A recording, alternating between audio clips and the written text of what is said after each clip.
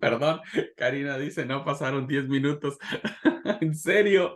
Bueno, para los que están viendo la clase grabada, ni cuenta se dan, pero, ay, ay, ay, perdón, hermano. Siempre nos tortura igual. Perdón, perdón, perdón. Ya quiero que sea año nuevo, por eso quiero irme rápido. Muy bien, ¿qué más podemos decir? Miren, no vamos a detallar todo esto que está mencionado aquí, solamente quiero resaltar dos cosas importantes.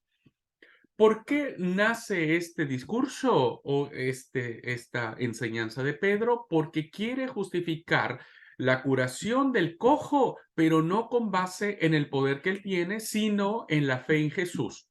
Jesús que es profeta, Jesús que es el siervo de Yahvé, Jesús que es el ungido de Dios, Jesús que es el santo, Jesús que es el justo, Jesús que representa todo lo anunciado por los profetas, ¿no es cierto? Empezando por Samuel, la escuela de los profetas de Samuel. Samuel, no me voy a meter en eso, pues si no, tardaríamos mucho, pero ustedes ya lo saben, Samuel tiene un papel muy importante en la mentalidad judía, porque Samuel era sacerdote, era juez y era profeta, ¿verdad? Entonces, Samuel es una figura importante. Así es que lo que está diciendo Pedro en todo esto es que la idea fue la fe en Jesús que Pedro tiene para llevar a cabo este milagro. ¿Ok? Entonces, por eso es todo esto. Ahora, ¿qué otro punto vemos en este discurso? Pues el tema de Moisés. Si Pedro está diciendo todo esto por la sanación del cojo, lo que está diciendo es que el poder actual que Jesús tiene no lo tiene Moisés. Y todos sabemos la figura que Moisés tenía en función de esto. Así que Jesús va a plantear, como lo hacen los sinópticos, a un Jesús muy superior a Moisés. Bueno, entonces, esto va a pegar ahora, lo voy a explicar con mayor precisión en la reacción que tienen las autoridades del templo, ¿verdad? Eso lo vamos a ver ahora. ¿Por qué les estoy diciendo esto? ¿Por qué Moisés? ¿Por qué todo esto? Porque ahora viene la reacción que tienen las autoridades, ya no el pueblo, sino las autoridades en función de lo que está diciendo Pedro, ¿verdad? Bueno, esas dos cositas podemos plantearlas en este punto. Ahora, vamos a ver el capítulo 4. Si alguien me ayuda a leer, capítulo 4 del 1 al, al 13 y luego otra persona, otro hermano, del 14 al 22. Leo en NTV del 4, Del capítulo 4, el verso 1 al 13 2, al al 13, 13. Inclusive, ¿sí?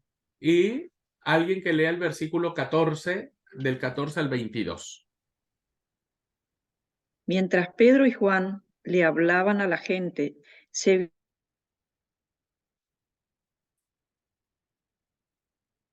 los saduceos. Estos líderes estaban sumamente molestos porque Pedro y Juan enseñaban a la gente que hay resurrección de los muertos por medio de Jesús. Los arrestaron y como ya era de noche, los metieron en la cárcel hasta la mañana siguiente. Pero muchos de los que habían oído el mensaje lo creyeron, así que el número de los hombres creyentes ascendió a un total aproximado de 5.000. Al día siguiente, el concilio, integrado por todos los gobernantes, ancianos y maestros de la ley religiosa, se reunió en Jerusalén. El sumo sacerdote, Anás, estaba presente junto a Caifás, Juan, Alejandro y otros parientes del sumo sacerdote. Hicieron entrar a los dos discípulos y le preguntaron, ¿con qué poder o en nombre de quién han hecho esto? Entonces Pedro, lleno del Espíritu Santo, les dijo, gobernantes y ancianos de nuestro pueblo. Nos interrogan hoy por haber hecho una buena obra a un lisiado. ¿Quieren saber cómo fue sanado? Déjenme decirles claramente, tanto a ustedes como a todo el pueblo, que fue sanado, a todo el pueblo. Déjenme decirles claramente, tanto a ustedes como a todo el pueblo de Israel, que fue sanado por el poderoso nombre de Jesucristo de Nazaret, el hombre a quien ustedes crucificaron, pero a quien Dios levantó de los muertos. Pues es Jesús a quien se refieren las Escrituras cuando dicen, la ahora se ha convertido en la piedra principal. En ningún otro hay salvación. Dios no, Dios nos ha dado, Dios no ha dado ningún otro nombre bajo el cielo mediante el cual podamos ser salvos. Los miembros del concilio quedaron asombrados cuando vieron el valor de Pedro y de Juan, cuando veían que eran hombres comunes, sin ninguna preparación especial en las Escrituras. También los identificaron como hombres que habían estado con Jesús. Amén. Gracias. ¿Alguien, por favor, del 14 al 22? Leo. Y viendo al hombre que había sido sanado, que estaba en pie con ellos, no podían decir nada en contra. Entonces les ordenaron que saliesen del concilio y conferenciaban entre sí, diciendo, ¿qué haremos con estos hombres? Porque de cierto señal manifiesta ha sido hecha por ellos, notoria a todos los que moran en Jerusalén, y no lo podemos negar. Sin embargo, para que no se divulgue más entre el pueblo, amenacémosles para que no hablen de aquí en adelante a hombre alguno en este nombre. Y llamándolos, les intimaron que en ninguna manera hablasen ni enseñasen en el nombre de Jesús. Mas Pedro y Juan respondieron diciéndoles, juzgad si es justo delante de Dios obedecer a vosotros antes que a Dios, porque no podemos dejar de decir lo que hemos visto y oído. Ellos entonces les amenazaron y les soltaron, no hallando ningún modo de castigarles por causa del pueblo, porque todos glorificaban a Dios por lo que se había hecho, ya que el hombre en quien se había hecho este milagro de sanidad tenía más de 40 años. Gracias. Bueno, seguimos trayendo aquí a este pobre hombre, ¿viste? Que ha causado un problemón. Ahora, el cojo pasa a ser un segundo término, diríamos, ¿no? Al principio domina la escena diciendo, bueno, este hombre entró saltando, alabando, la gente lo miró, se asombraban, y a partir de la curación de este cojo empieza todo un discurso que ya vimos con Pedro, que realmente el cojo pasa a un segundo término, porque ahora no se trata del cojo, sino quién sanó al cojo, ¿verdad? Entonces estamos viendo cómo Lucas nos habla de los que se convirtieron después de escuchar a Pedro y tiene un sabor muy pentecostés, ¿verdad? Vemos que en Pentecostés, ¿cuántas personas se convirtieron? Y dice que 3,000 personas, ¿no es cierto? En Pentecostés. Y ahora vemos que hay al menos 5,000, es decir, 2,000 más se sumaron a este número. Pudieron haber sido más, pudieron haber sido menos. Alguien podría decir quién contó a las personas. ¿De qué manera se llega a la certeza de que fueron 5,000 las personas? En la Biblia los números no siempre cierran, ¿no es cierto? Lo que está queriendo decirnos Lucas es que fueron muchas personas. Ya el hecho de pensar en 5,000 como una referencia, pues nos hace pensar que eso sucedió así. Ahora, ya leyeron ustedes el pasaje, ¿no es cierto? Pregunta, ¿quiénes arrestan a Jesús y por qué lo hacen?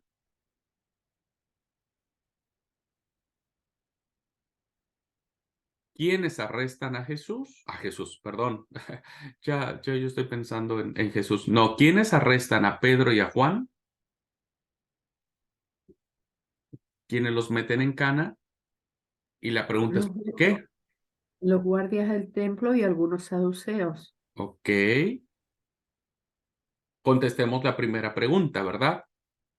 Según el texto dice, que mientras Pedro y Juan le hablaban a las personas, se vieron enfrentados por los sacerdotes, el capitán de la guardia del templo y algunos saduceos. Muy bien. ¿Quiénes faltan aquí? ¿Extrañan a alguien? Los fariseos.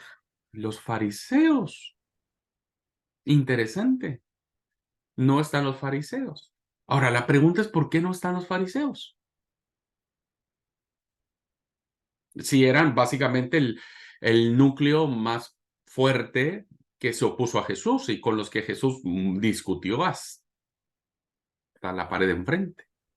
Es una buena pregunta.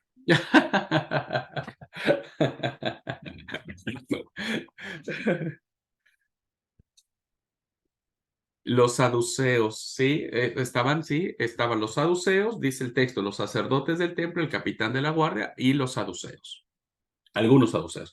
La pregunta es, si los fariseos eran el grupo más importante que existía en términos de oposición a la persona, al mensaje y a la obra de Jesús, ¿por qué no están acá? Bueno, la pregunta se responde es, ¿por qué arrestan a los discípulos? Ahí respondemos, ahí matamos dos pájaros de un tiro.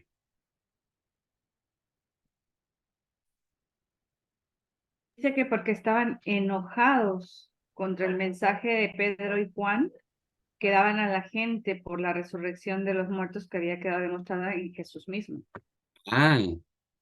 Aquí ya empieza a aclararnos entonces, ¿verdad? ¿Por qué arrestan a Pedro y a Juan, los saduceos y los sacerdotes del templo? Porque están predicando la resurrección de Jesús, ¿verdad? Y ahora la pregunta es, ¿qué creían los fariseos?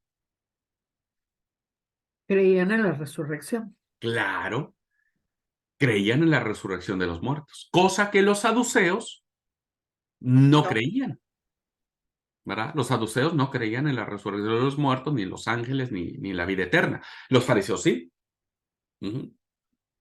Entonces los fariseos defienden dentro de sus posturas teológicas que los muertos resucitan.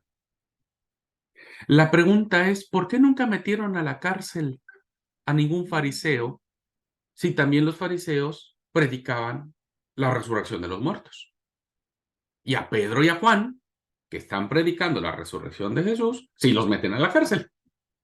Los fariseos no predicaban a Jesús. Y No, los no, no, apóstoles no, no, no. Ellos predicaban la resurrección de los muertos, pero Ah, ¿a quién metieron en cana por predicar sobre la resurrección de los muertos?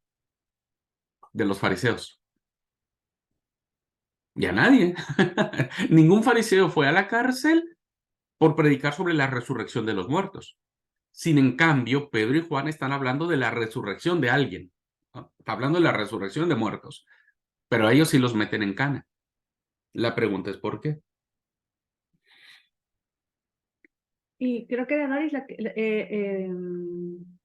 decía bien, Dina, creo fue, porque era sobre la resurrección de Jesús, no de otros al que habían crucificado. ¿Y por qué? Porque no era para ellos el Mesías. Entonces, el hecho de hablar de la resurrección de Cristo era algo muy peculiar, no era de cualquiera. Perfecto. Esa es la respuesta. Los fariseos hablaban de una idea de la resurrección de los muertos, aunque ellos no habían visto alguna. Era un caso abstracto lo que entendían los fariseos. En el caso de Pedro y Juan, su predicación es puntual, es objetiva. No es cualquier persona el que ha resucitado, sino el que se le ha dado el título de ungido, de siervo, de profeta, Dios mismo, ¿verdad? Entonces, si Jesús había resucitado, significaba que Dios, Yahvé, estaba de su parte y que ellos, si aceptaban esto en el caso de los sacerdotes y los saduceos, si aceptaban el tema de que Jesús Dios lo había resucitado porque había sido de parte de Dios, entonces los principales del templo y los saduceos habrían cometido un tremendo error al condenarlo a la muerte. Y ellos no estaban dispuestos a aceptar esto. Por eso los encarcelan, ¿no? Porque si no, entonces hubieran convalidado que efectivamente Jesús fue resucitado por el poder del Padre, ¿no? Y entonces era Dios y era el Mesías, y ellos habrían cometido un error, cosa que no iban a aceptar bajo ninguna circunstancia. ¿Ok? Muy bien.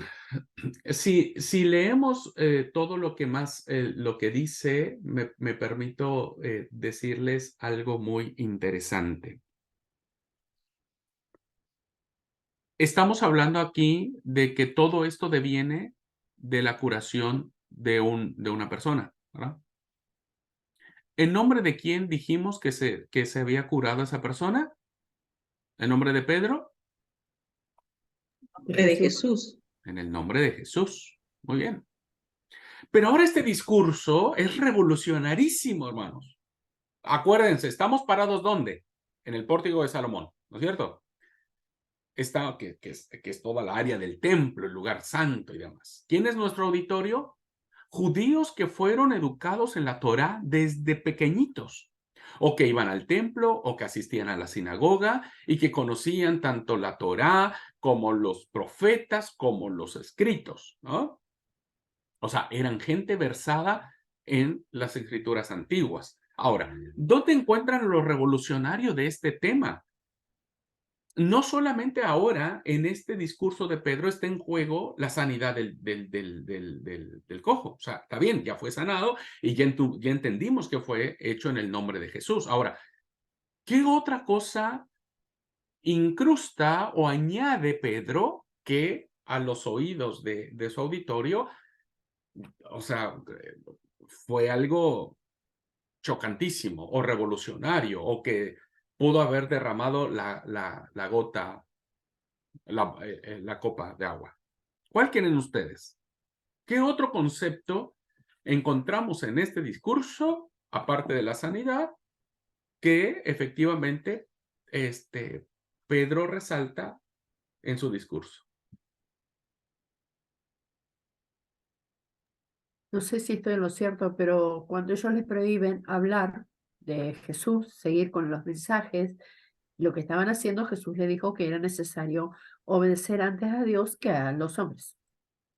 Ok, esto es como una consecuencia de esto que están manifestando Pedro y Juan, y están diciendo, bueno, tanto alboroto porque sanamos a un hombre en el nombre de Jesús, ¿verdad? Y la consecuencia es lo que vamos a ver después, la censura y demás. Pero Pedro incrusta un concepto que para nosotros es renormal. No nos conflictúa ese concepto. Como no nos conflictúa saber que ahora si alguien sana no es porque nosotros tengamos poder, se hace en el nombre de Jesús. Jesús es el que da el milagro de la sanidad. No nos conflictúa eso. ¿Cuál es el segundo concepto que creen ustedes o pueden considerar ustedes que sí les conflictuó a los judíos, al auditorio, a la gente, a los sacerdotes, a los saduceos?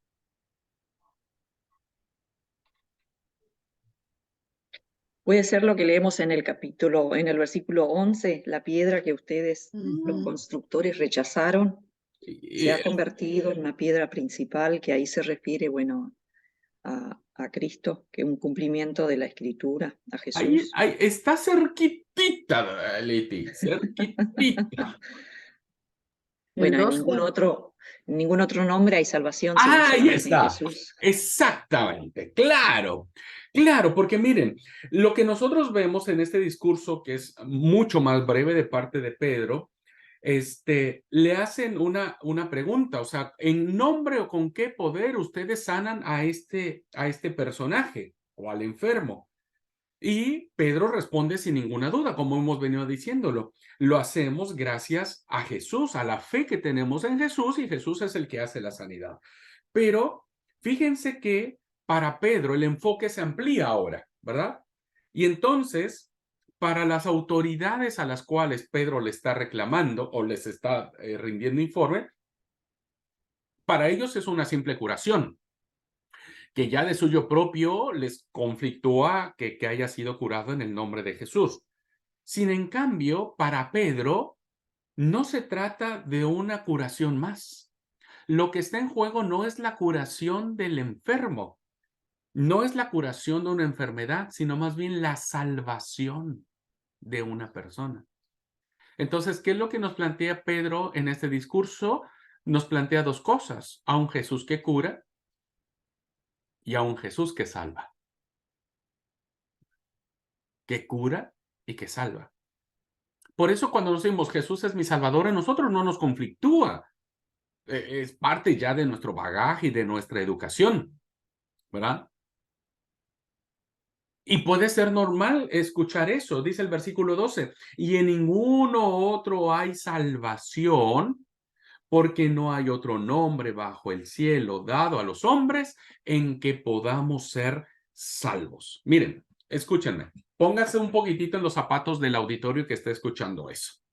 Toda esa gente que está escuchando, ¿no es cierto?, que Jesús es el Mesías, que Dios lo resucitó de la muerte, que nos da la salvación. Bueno, para nosotros, insisto, puede ser normal. Pero esa gente que fue educada desde pequeñitos, ¿verdad?, fueron educados de otra manera. Ellos, hermanos, creían, fueron educados que se hacían salvos cumpliendo la ley de Moisés. ¿Me explico? Todos ellos fueron educados de una manera, es decir, es como si ahora nosotros, hermanos, desde pequeñitos fuimos educados que la salvación es por Jesús. Y después alguien venga y nos diga, no, no, no, la salvación ya no es por Jesús, ahora es por la ley. Nos conflictuaría, como diciendo, a ver, para un poco, ¿cómo? Yo fui educado de alguna manera. La gente que está escuchando a Pedro y a Juan, bueno, que Juan no dice nada, el pobrecito, pero está allí presente, es que las personas fueron educadas que cumpliendo la ley de Moisés pueden ser salvos. Y ahora me están diciendo estos dos que una persona que fue condenada a muerte por blasfemo, su nombre me da salvación. ¿Logran ver el contraste? El evangelio llega a ese punto, ¿no es cierto?, de ser contrastante con la mentalidad predominada en ese tiempo. No hay otro nombre bajo el cielo concedido a los hombres, el único que puede ser salvo. ¿Y saben qué? Para la mentalidad judía, ¿quién podía dar la salvación?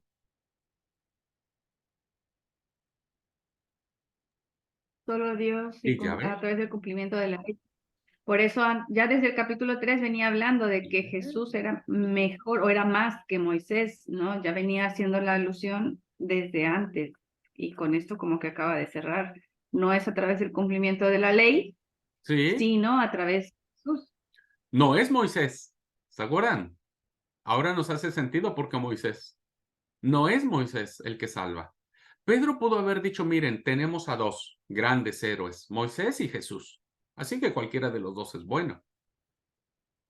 Pero dice, no hay otro nombre, es decir, no es Moisés. Ustedes fueron educados en la ley, pero no es Moisés. Es un solo nombre. Y ese nombre es Jesús. Lo que extraña aquí, y fíjense ustedes algo bien interesante. Jesús se decía ser Dios, ¿verdad? Y eso fue lo que lo llevó a que lo arrestaran, que lo enjuiciaran y que lo crucificaran. Pero aquí no matan a Pedro por esta blasfemia. ¿Se dieron cuenta? No matan a Pedro por decir esta blasfemia. A los ojos, a los oídos de quien está haciendo este discurso es una blasfemia. ¿Cómo que no hay otro nombre en el cual podamos ser salvos si nosotros fuimos educados en Jesús? ¿Me explico, hermanos? Es decir, no es normal que una persona común y corriente pueda darnos una salvación tan grande o la salvación única de nuestras vidas. Es decir, lo normal es que cuando uno tiene frío se abrigue, ¿verdad? Lo normal es sonreírle a una persona que nos resulta simpática. Lo normal es amar a nuestra familia. Pero creer en Jesús no es normal. No es normal. Y esto nos debe quedar muy claro a nosotros. Hemos normalizado tanto creer en Jesús que lo damos por hecho, pero no es normal.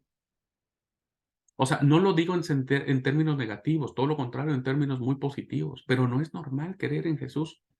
Fíjense ahora, la sociedad no nos está permitiendo decir que lo normal es creer en Jesús, es todo lo contrario. Ahora parece ser que creer en Jesús no es lo normal, ¿no? Si dijéramos que Jesús fue solo un hombre bueno, bueno, sería normal querer y aceptar su doctrina.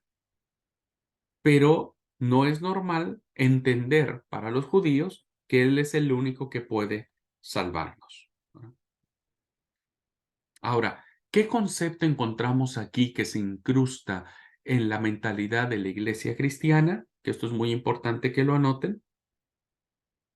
Si no es normal que yo pueda ser salvo por un evento y por una persona que fue condenada por blasfemia, es porque el Evangelio me está diciendo que Dios me ha hecho este hermoso regalo de la fe.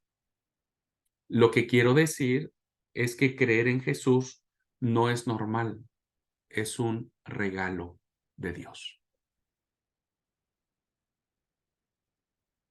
Y esto es maravilloso. Creer en Jesús no es normal, es un regalo de Dios.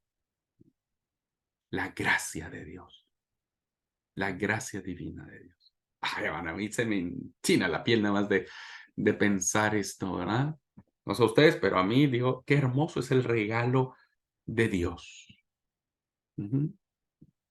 La salvación por gracia, que después Pablo predicaría de manera abundante. Muy bien. ¿Qué otra cosita vemos aquí? Bueno, después vemos que se empiezan a reunir. No pueden decir, che, no podemos, esto está la evidencia, tenemos al cojo curado y tenemos a un pueblo que está alborotado por todo esto que está pasando. Bueno, ¿cuál fue la conclusión que tuvieron los personajes? Bueno, amenacémoslos, ¿verdad? Y digámosle, listo, no hablen más de esto. ¿Cuál es la respuesta flamante de Pedro? ¿Puede probar Dios que no os obedezcamos a vosotros en vez de a Él? Juzgadlo. Lo que es nosotros no podemos callar lo que sabemos y hemos oído. Y un datito muy interesante, y con esto vamos a cerrar la clase, es repitiendo sus amenazas, los soltaron. Es decir, los volvieron a amenazar una, otra. No hablen, no digan y demás. Y finalmente dice que no hallaban modo de imponerles un castigo a causa del pueblo que daba gloria a Dios por lo sucedido, ya que el hombre curado por el milagro tenía más de 40 años. O sea, no podían hacer nada contra ellos. Fin de la historia, todos muy contentos, se han incrustado varios elementos importantes y solamente tengo una pregunta. Las autoridades, que no eran poca cosa, les habrían dicho claramente a los apóstoles, en este caso a Pedro y a Juan, que no predicaran nunca más en el nombre de Jesús. Y los amenazaron, y eran amenazas serias. No estaban jugando. Termino la clase con esta pregunta. ¿Qué harían ustedes? ¿Qué harían ustedes? No piensen en Pedro, no piensen en Juan, piensen en su fe. Piensen en sus convicciones. ¿Qué harían ustedes? ¿Qué haríamos si existiera una persecución, una amenaza real de muerte por nuestra fe en Jesús? Yo sé que muchos de nosotros diríamos, no, como Pedro, ¿viste? Señor, no me lavarás los pies. No, Pedro, necesito lavarte. Está bien, Señor, lávame todo. Y podríamos decir como Pedro, Señor, pues yo no te voy a dejar nunca, no te voy a abandonar. Y los 11 dijeron lo mismo. Y tal vez nosotros dijéramos lo mismo ahora. ¿Qué haríamos nosotros? Y no importa que nos amenacen, que nos digan que nosotros vamos a seguir hablando en el nombre de Jesús. La pregunta es, Cuando vemos en la tele, hermanos, las grandes persecuciones que hasta la fecha sigue habiendo, de personas que están siendo torturadas, asesinadas, masacradas por causa de su fe. ¿Qué haríamos nosotros? Hoy todos diríamos, sí, yo te seguiré, oh Cristo, ¿no? Dice un himno, yo te seguiré, oh Cristo, tú moriste para mí. Aunque otros te negaren, yo jamás te negaré, dice el himno. Pero esa es una pregunta personal, hermano. ¿Qué haríamos si nos enfrentáramos a una amenaza real de muerte, de persecución, de asesinato, de masacre, de nosotros, de nuestra familia? Piénselo un poquitito, ¿verdad? No demos una respuesta y decir, no, yo seguiré al Señor y a las pocas horas terminamos negándolo o vendiéndolo o traicionándolo o maldiciéndolo. ¿Mm? Así que dejo esta pregunta y cierro la clase con esta pregunta. ¿Qué haríamos nosotros? Ya sabemos lo que hizo Pedro y Juan, eso me queda reclaro. Pero ¿y nosotros? Si nos enfrentáramos a esas amenazas serias, reales, de muerte, de encarcelamiento, de tortura, ¿nos mantendríamos en la fe de Jesús? De esto que Dios los bendiga, queridos alumnos. Gracias por este tiempo que hemos tenido de esto. No quiero ocupar estos minutitos para leer la hermosísima oración que hay de la iglesia, porque es hermosísima, es una oración poderosísima que vamos a verla mañana, ¿ok? Mañana vamos a leer la oración. Vamos a acabar el versículo 23 y vamos a leer, yo creo que es, a ver, un segundo. Ojalá y podamos llegar hasta el capítulo 5, leer todo, comentar todo el capítulo 5. Así es que léanlo, por favor. Vamos a ver el bloque de la oración de los creyentes. Vamos a ver la historia de Bernabé unida con la historia de Ananías y Zafira. Vamos a ver las señales y maravillas y vamos a empezar a ver las primeras persecuciones, ¿verdad? Que donde ya se hace real la amenaza, donde se cumple la amenaza de las autoridades, ¿no es cierto? Entonces, eso lo vemos mañana. ¿Ok? Y la próxima semana vamos a ver todo lo que tiene que ver con Esteban y es muy probable que lleguemos a terminar el capítulo 10. La meta va a ser llegar hasta el 10 con la incorporación de los gentiles a la salvación. Y ahí terminaríamos la cursada. Ustedes estarían comprometidos, ¿no? Esa sería mi invitación, mi ruego para ustedes, comprometidos a seguir investigando el capítulo 11 en adelante. ¿Ok? Pero eso ya es compromiso personal. ¿Ok? ¿Alguna pregunta, queridos alumnos, alumnas? ¿Alguna pregunta de lo expuesto en clase hoy, lo que vimos? ¿Pude darme a entender? ¿Sí? Y si no, hermanos, pues que Dios les ayude, de últimas. Un placer verles. Dios los bendiga. Nos vemos mañana, Dios mediante. Vamos a ver si le metemos un poco de ficha para no vernos presionados la próxima semana, porque sí me gustaría llegar hasta el capítulo 10 con Cornelio. Quiero que abordemos la parte de Cornelio. Bueno, gente hermosa, Dios les bendiga. Cuídense mucho. Abrazotes. Bendiciones.